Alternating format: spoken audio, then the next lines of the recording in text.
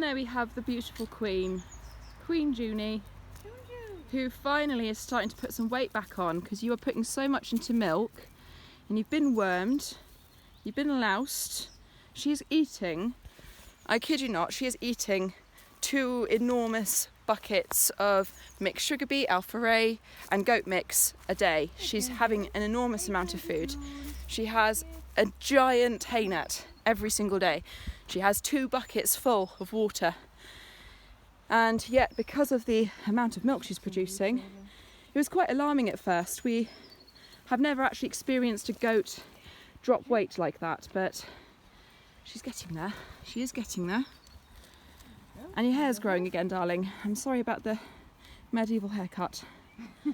Friar tuck. Friar tuck, darling. Friar tuck. You are such a good mum, though. You are such a good mum. Oh, she's a good girl. So she loves Doc. There you go. Looking after Sweet today. So I think the learning curve for us is to expect goats to drop weight when they're milking. Because all that energy at the goes beginning, into when they've got young milks, kids. yeah. And to feed more than you actually think they need, because she actually knows how much she needs at the moment and she will eat as she needs to, but it's just trying to keep that weight on.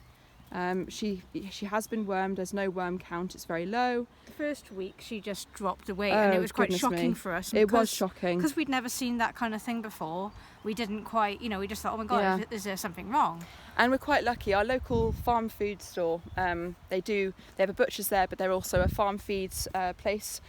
Shout out to R&S Ward, they're fantastic. They gave us some really good advice. Spoke to Mole there about trying to get weight on a sort of dairy goat, and she said don't be alarmed, they do drop weight. We've had heifers that look terrible straight after calving. She will put it back on. 4 or 5 weeks it has taken a month just to get some weight back on, because she was putting so much into milk. She was producing at one point, we had one day where she produced over 2 litres and she was full and she looked so skinny, and it was really freaking me out, it's freaking Kate out. And we were feeding and feeding, we'd wormed, we'd deloused, we'd done everything.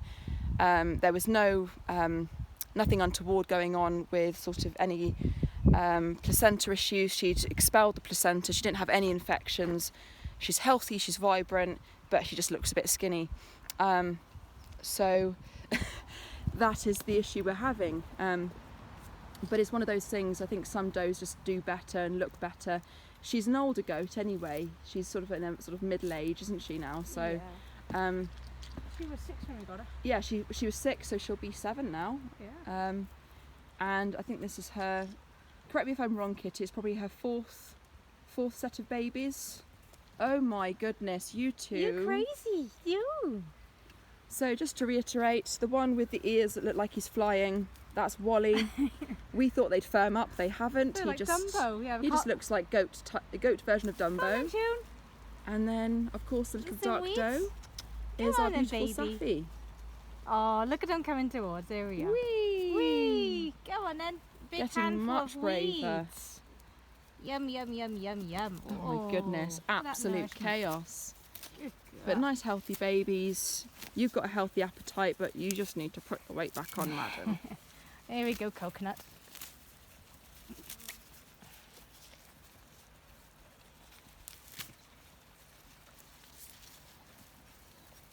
She's got good strong teeth.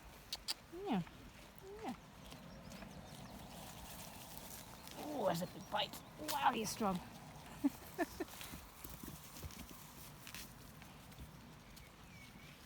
Oh, bless her.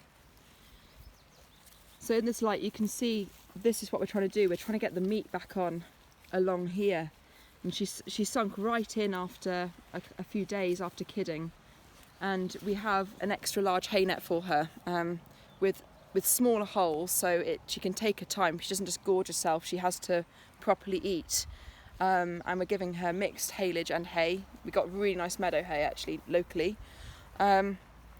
And this mix of sugar beet. We were told by our farm store sugar beet can really help. They didn't have anything like calf manna or any drenches, but we have given her blackstrap molasses, which can really help. And we did make sure it wasn't an infection, and it's not. We gave her an electrolyte fluid as well straight after. Yeah, electrolyte fluid. So yeah, we're good. We are good. You just look a little bit underweight, darling. We're not used to it because you're usually Fat June. She's not Fat June anymore. No. We're not. No, we don't like it. Oh, fat But back yeah, up again. yeah. So she's been given. Is that rosebay there? Rosebay Yeah. willow and dock, which are the two main weeds on the allotment. Thank God she likes dock. Yeah. But yes, that's June.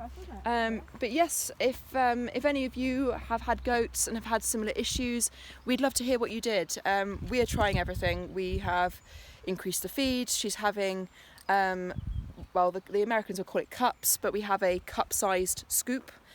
So she's having 4 scoops of sugar beet. I think is it 3 scoops of alfalfa A. And also goat grain. 2 scoops of the goat grain, and that's twice a day. So she has 1 in the morning, she has 1 at night when she goes to bed, and she's having a haynut and a half, because she'll eat about half in the morning and then we'll fill it back up. So she's always got it there, and just the amount of water she's drinking, unbelievable. Drinks but a lot of water, yeah, there's no worm sign anymore. She's clean, she's healthy, her poo's great. But yes, if you've had goats or you've had an issue with a goat that doesn't want to keep the weight on when she's milking, what worked? Of course, this is the first time we've done something like this. We've had a milking nanny. So it's sort of learning at the same time as sort of knowing to feed and to give her as much nutrition as possible. But what else could we potentially do? Well, you can see what's happening. These All two of are that energy. sucking you dry. Look at the size of you chubby grubs. They are chubby grubs. Yes, you're blaming them entirely. Really? Look at her face she's pulling. What do you think of all this nonsense, Myrtle? She says, I don't care. I've just got sun. I'm just going to cook myself. She's just enjoying sunning herself. But anyway, we're going to get on. I've got loads of weeding to do. I've been thinning out this bed. Lots of weeding, lots of seeding. Thinning out this beautiful helianthus, my perennial sunflower. Got Lysmachia firecracker there. It's a beautiful orange flower. These are just runners from the original raspberries, and the garden mint has got out of hand, so I've been thinning it out around the honeyberry, as you can see. But so much to do.